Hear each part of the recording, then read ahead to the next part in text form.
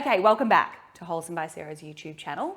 Today we are making a ripper recipe from my cookbook. My first cookbook, Wholesome by Sarah, and I've just lost the page. I'm trying to think what section it's in, Fast and Fresh. No, sorry, it's not in Fast and Fresh, it's in Magic Mince. Dun-dun-dun-dun, we are making my Thai beef bowls with zingy salad and coconut rice. This is a favorite of lots and lots of people's. When I've asked about the cookbook and things like that, this has been a recipe that has come up multiple times. The reason I included it I have a chapter in my book called Magic Mince. I love mince. I think it is just an underrated cut of meat, basically. I think we're just very used to using mince in traditional ways, and there's nothing wrong with that, but spaghetti bolognese and meatballs and meatloaf, I mean, that's pretty dated, but it is still yummy. But what I wanted to do with this chapter is use mince in different ways. It's broken up into kind of 4 parts, and I don't want people to feel overwhelmed, because when we break it down and we do it in our stages, it actually works so well to be a quick, delicious, yummy meal. Sorry, I just choked. I am gonna keep this open because it looks funny that I'm looking at my own recipe for memory. What I usually do when I cook is I estimate and guess, and that's what I found really interesting about creating a cookbook, was that I had to really put specific measurements. And so now I have to go back and sort of double check and be like, oh, how much did I say of garlic cloves? Is it 2 or 3? Oh, in the book it says 3, but sometimes I would do 2. Bit of a intuitive cook, as they call them, which can be a bad thing at times. In my cookbook recipe, it's making it for 4 to 6 people. We're not going to do that today, so I've sort of lessened the quantities a little bit. I've got some jasmine rice here that I've just run through some cold water. The reason we do that is so that we just sort of wash out some of the starch, so that when it cooks, it doesn't tend to separate a lot, but it can help reduce a gluggy rice. In saying that, this is a confession, I'm not the best at cooking rice. It's just hilarious. I actually have to get myself a rice cooker. That's been on my to-do list for a year. I think I'm determined to always keep cooking it myself to try and make it better, but somehow I screw up rice. Let's see how we go today. 1 cup of jasmine rice that's been rinsed, that can go into your pot. I'm also breaking a little bit away from the recipe in my cookbook today and just doing it differently. I was sure I had coconut milk in my drawer, but I don't. I've only got coconut cream, which might be a little bit too thick. So instead of going straight coconut milk, I'm splitting it up and I'm doing coconut cream with water. And I've lost my cup. I will write this all out in a recipe once I work it out. We're gonna go about 3/4 of a cup of coconut. This is coconut cream. I would usually use coconut milk. So when the rice screws up and looks gluggy, I can just blame it on the coconut cream. And maybe I'll do 3/4 of a cup of water, and we'll see how we go, guys. And then I've got a little bit of salt, I think. Yep, some salt. Sometimes I add a little bit of a sweetener, caster sugar. I'm gonna skip that today because it doesn't make the biggest difference. I just want it to be really nice and specific for my cookbook. So I give that all a stir. Yeah, see, the water's just helping break down that coconut cream a little bit and giving more of the consistency of coconut milk, which is what I wanted. And then we're gonna get that on, bring it up to the boil straight up. You know what, I'm actually gonna move it to this one. So now we're gonna get our mince on. First, I'm gonna chop up some onion and garlic. I did only get out 2 cloves, even though my cookbook says 3. That's what I mean about, making it up on the spot. And if you love garlic, you can throw in 3. If you're not a massive fan of garlic, you can throw in 2. How about that? That probably works better. And then I love ginger. It's one of my probably favorite ingredients. I'm going to use about this whole knob, but it is a big knob. Sorry. That was not meant to be a rude joke. We call it knob of ginger, I should say. And you can use a microplane to grate it up if you like. I love chunks of ginger. Just chop that up however you want to chop it. So if you only want to use half this amount and you want to chop it really nice and finely, go for that. If you've got kids that are fussy eaters or sensitive kids when it comes to food, then you can leave out the ginger totally, but I would just use maybe 1/4 of the amount and chop it up really finely, because it is good to get them used to different flavors, different textures, all of that sort of jazz. Now that's already coming to the boil, my goodness me. So I'm gonna give it a little shake, and then I'm gonna turn it right down to a gentle 2. Pop the lid on, and let's start with, okay Google, put a timer on for 10 minutes. Got my mince here, and then I'm gonna have my sweet chili sauce and my soy sauce ready to go. Medium to high heat on my settings, I'm gonna do about a 7 for now. And then some extra virgin olive oil just into the pan. Hi. Can hear my mum saying, don't use your teeth. I always say, have your pan on hot, let it preheat for 30 seconds or so. Whatever oil you're using, put it in there and let that heat too, because that way, whatever you're gonna put in there gets cooking really quickly and gets those flavors going, caramelization, that kind of thing. I use beef mince in this recipe. You can actually use whatever mince you like. I usually interchange between pork, chicken, or beef. So that's nice and warm now. You've got to make sure there's not that sheet of paper underneath it. Nope, straight in. I'm a real meat girl. Sorry that sometimes I'm like slap with the mince or slap with this, because I just don't mind it. I don't mind the texture of raw meat. Yes, I can be quite nonchalant with the handling and preparation of the meat. There we go, some raw meat. Throw it in and then touch my apron. No. I have done food standards and different things when I had my catering company. I had to do all those food safety courses. When you're in your own home, I'm a bit relaxed. So I've turned that up to an 8. We're gonna get it sizzling a little bit. Break up the mince with your wooden spoon. Get that going so you can see it starting to brown. I'm gonna go up even more just to get it really browning and caramelizing. And we're just gonna spend some time breaking it up with the wooden spoon. Once that's done that for a couple of minutes, that's when we're gonna throw in our ginger and garlic. The reason we don't do it first, like most recipes, is because I don't want it to burn. I don't want it to be at the bottom of the pan and then we throw the mince in and it's pretty much burning on the bottom. Now I'm thinking while this is cooking, I'm gonna get onto the zingy salad. We can even turn it down so it doesn't burn while I'm not watching. And every now and then give it a little smush around, bit of a break up. Okay, so I've got some bean shoots here. They can get really slimy and clingy really easily and can get really smelly quickly. I say always give them a really good wash. Grab some paper towel and really soak up the moisture. So pop in them, that was maybe about a cup. What did I say in my, oh, there you go. Oh, 1.5 cups. So roughly a cup, you know what I mean. That still looks a little bit wet. I'm just gonna get a piece of paper towel, pick that up and just give it a firm, not a really tough squeeze. And you can see how it's just collecting some of that moisture. You don't wanna squeeze it to death because you'll break it all up and then it'll look crap basically. You could also throw it in a salad spinner and give that a go. So I'm back over here. There's some uncooked parts on the side, so I'll flick it around everywhere. No, just kidding, it's still raw. I'm not that into meat. I'm gonna go slightly up, give it sizzling a bit. So we're back to our salad. Stop. Okay, our timer just went off for that's not the full 15 minutes for the rice. I just wanted to have a little check of it. Okay, we're gonna have to go up there. I've gone way too low. Let's go up to 6 and give it, okay, Google, put a timer on for 5 minutes. So if you know me and you follow me on socials, you'll know that I love cucumber. I often think about my community members that don't like cucumber, and it would be like they have to search through my recipes and be like, where on earth is a recipe without cucumber? You can always leave them out. You can always sub them out for things like carrot and capsicum. Fresh, crunchy, raw veggies will usually go in its place. I'm going in between, but if you want to have a look at it, see how most of it has gone brown, which means it's cooking. Obviously the insides of some of the chunks will still be red and raw. That is the level that we're then going to add our ginger and garlic. So throw that in and give that a stir. I will put it up slightly. Oops, you know, that was the rice. Don't get confused and burn your rice. I've turned that up to an 8 now just to get it going with the ginger and garlic in there. Back to the salad. So about half a capsicum, and then we're just doing really nice thin little strips. So you can actually cut it any way you want. I love in this salad that there's different shapes in the veggies. So I like strips of the red capsicum. Give our mince a stir while we're doing that. And then some more strips, and either way is fine. If you like them shorter, you can do it this way. If you love capsicum, you can do slightly more. Now over here, that's good. That's looking great. So I'm gonna add our sweet chili now. And also, again, I'm checking my recipe to make sure I'm not, about 3 tablespoons of sweet chili and 2 tablespoons of soy. And then I'm gonna crank that up a little bit. This is gonna go a bit nuts here.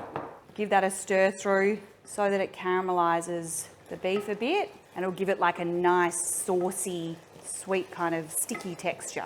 Let that just sit for a minute. Ooh, let's check our rice. How are we going?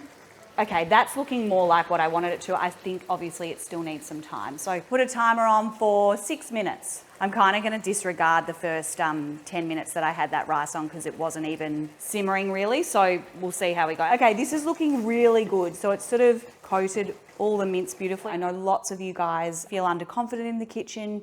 You get a bit nervous cooking with different meats. You know, I know lots of people that are like, I just can't cook chicken, especially chicken breast because it's always dry. And I get that, but mince is such a good one to cook with because you can kind of be forgetful, you can be helping with homework, you can be doing other things, and it's pretty forgiving. Keep that on low.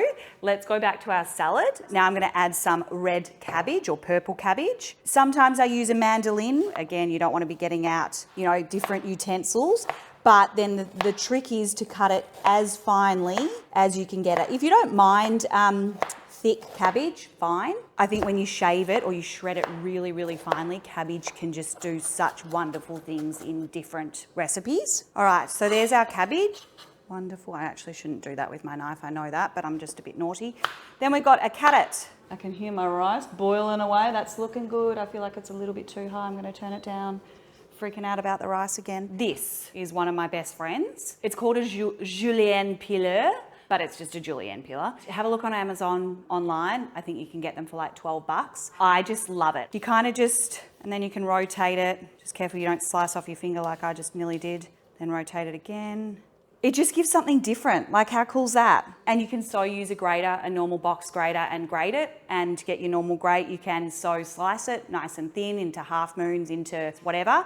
I just really love that, and I love it for a slaw because changes it up the look, changes up the texture. Lots of people go, oh, and then do you waste that? If I was just cooking a weeknight meal, I would be just chomping on that or giving it to one of my daughters. Last thing for the slaw is some spring onion. You can use any type of onion, you can leave it out if your kids don't eat.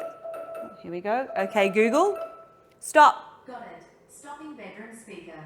Oh. We're getting there. And do you know what I have a tendency to do with rice is like now put the spoon in and stir it. And I know I'm not meant to do that. So I'm like, it's looking good. I'm going to turn it down now. And then I reckon it's got about 2 or 3 minutes. And there you go. I did just cut my finger with my little, I've never done that before with my julienne peeler. So there you go. Got my Band-Aid. And we only had kids Band-Aids, so at least we'll notice it if it goes in the dish, hey? Spring onion, kids might not be a fan of onion and things like that, you can definitely leave it out. I can always tell when my knives need sharpening when I'm chopping spring onion, because if it's a bit of an effort, like you've got to push, when your knives are sharp, it should just glide and slice. Let's check my rice. I feel like that's looking pretty good. So I'm going to take that off the heat, leave the lid on for a little bit while we kind of finish off these bits. Now we're doing a really quick little dressing for this. You also can skip this dressing and just do fresh lime juice if you want. I just love those tiny little extras that if we do them, it just lifts the dish so much. A bit of sesame. Sesame oil is like one of my faves, but very strong. And usually if I cook with it in a pan, I'll mix it with a neutral oil because by itself, it can be really overpowering. And if you burn it, it can just kind of permeate the whole dish kind of thing. So got my little, I just touched a fly. Fish sauce. Glug, glug, glug. Again, I'm guessing. I'll make sure I look at this and give you the proper recipe. I'm not going to just say guess your fish sauce amount. Some honey, fresh lime, little tip with lemons or limes or oranges, but oranges you don't really need to do it because they're always quite juicy. If you give it a roll on your chopping board or your bench before you slice it, it kind of breaks away the juice from the skin and the inside of the skin so that it becomes far more juicy. You don't need this, you can just squeeze it, but I do love these and I only obviously have one of these because I cook for a living, but they are wonderful in getting out every drop of juice. And then the other one, love a lot of lime juice in any Asian dishes. It's just so fresh and zingy, as my salad calls itself. Let's give that a little whiskey with my beautiful bluey fork. Oh, love it. Even the color of it. Good. Let's have a little taste. Yum. And then I would usually use my hands just to give it a nice toss, but I've just put that Band-Aid on, so I'm going to get some tongs, and you're just going to give that a beautiful, love it. Look at the colours. This salad on its own is really delicious too. You could add some vermicelli noodles to that. You could add soba noodles. You could do a brown rice sachet. You could do a grain sachet and just stir that through. Really, really yummy. Just going to have a little taste, because you know me, I like tasting as I go. So fresh. I did just look over and I've forgotten my coriander. With this Zingy salad, the cucumber, the carrot and the capsicum are all things that I generally have in my fridge. And the bean shoots, the red cabbage and the coriander are that little bit extra. So you can choose 3 or 4 of them and make this same slaw. So that's just something to keep in mind. I love big chunks of coriander because I'm obsessed with it, but I totally get, there's that thing, right, with coriander of, one of my girlfriends, Georgie, has it, where they eat it. Like there's research behind it to suggest that you get a soap taste when you eat it, which I just find quite fascinating, to be honest. I was going to say really bloody weird, but I shouldn't say that. There we go. We've got all our bits and bobs here. I'm just going to clear this little space There's my little cloth under. Oh, that's a great tip. If your chopping board is sliding around everywhere and it's driving you a bit mad, wet a Wet-X like this, squeeze it out and just lay it underneath, or you can also do it with a tea towel, or you can also do it with paper towel. And you just put one little piece, pop your chopping board on there, and it will really stop slipping around, which makes everything much safer. Haven't really done a clean up. I've just literally picked it up and plonked it all over there where you can't see it. Here's our beef, nice and glistening from the sweet chili sauce. If you're really health conscious and you don't want to add sweet chili sauce, do the soy sauce, the ginger and the garlic, but instead of putting in sweet chili, you can actually just do a little squeeze of sriracha. I don't think it's a problem to put a bit of sweet chili sauce in a big pan of mince like that, because when you actually serve it out into your portions, you're really not getting that much. I don't really see this dish as an entertaining dish, although you could do it. Putting the dressing on it, it starts not to go sog, but you can see how the bean shoots, the carrot, the red cabbage, it all really relaxes with that dressing over it. So if you wanted to keep it looking really fresh and vibrant, you can just make up the parts, glad wrap it, shove it in the fridge, and then add your dressing right before you serve. Moment of truth, we're gonna check my rice. It's looking a little bit on the draw, I thought. Okay, not too bad. Oh, you know what? I'm actually pretty happy with this. There you go, all that stress. Oh, nice. I'm actually really happy with that. Let me have a little taste. Check it's actually cooked. It's probably raw. Basically, coconut rice into your bowls. You can then put your zingy salad and then you can put your mince on top, or you can put your mince to the side and your zingy salad on the other side, whatever you like. But I was a little bit nervous about using the coconut cream instead of coconut milk. So there you go. I just made half parts coconut cream, half parts water. If you wanted to reheat the, that's obviously been sitting there, it's still warm. I've kept it just on level 2. If you wanted to just chuck on the pan before you plate up, that is so fine. Get it on a medium heat to warm it up. I think it's fine at that sort of warm room temperature anyway, so I'm gonna turn that off. I'm gonna put my salad in next, and I feel like I've made a lot of salad. I kind of went by my recipe, which was serving 4, and here I'm only serving 2, but that's okay. So we're gonna pop in our salad. Lovely, fresh rainbow slaw. Yum, yum, yum, yum, fresh, fresh, fresh. And as I always say with veggies, because they're so good for you, they are, not that I go by calories or anything, I never do that, but I know people are very conscious of that. They're so low in calories. So I'm always like, with the veggie component, load up. Nothing bad in there, so go for a big dollop of that. And then we can pop on our mince. Again, mince is not the most attractive thing to look at, but I think next to our rainbow salad, it looks pretty good.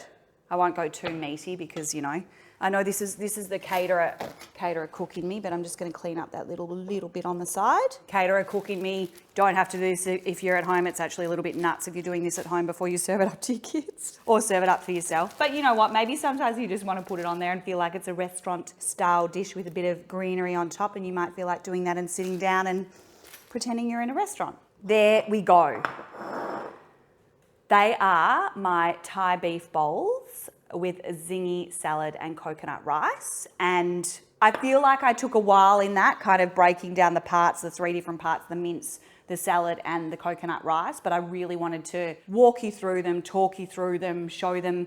If you like this style of dish and you give this dish a go, you'll get so quick at throwing the parts together. Like, it will just become like second nature, and then you can actually throw this together in 20 minutes. And it is such a yummy weeknight meal. I'm actually really obsessed with this dinner. Let's get some yummy coconut rice, the hero of the dish. No, I wouldn't actually say it's the hero of the dish. I'm just so glad I didn't muck it up, to be honest. So let's have a try.